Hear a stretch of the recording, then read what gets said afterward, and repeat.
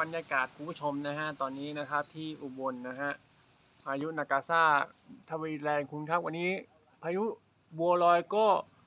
โดนเลยฮะที่อุบลนะฮะคุณผู้ชมนะฮะอาจจะน้ำท่วม300นะไปบางแห่งนะครับคุณผู้ชมครับ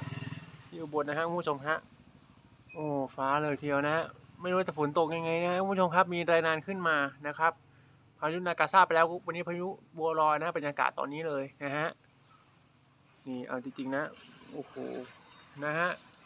ช่วงเช้านะครับมีอะไรนะให้ทราบนะฮะตอนนี้นะครับนี่เห็นตั้งแต่แรกเลยทีเดียวนะครับ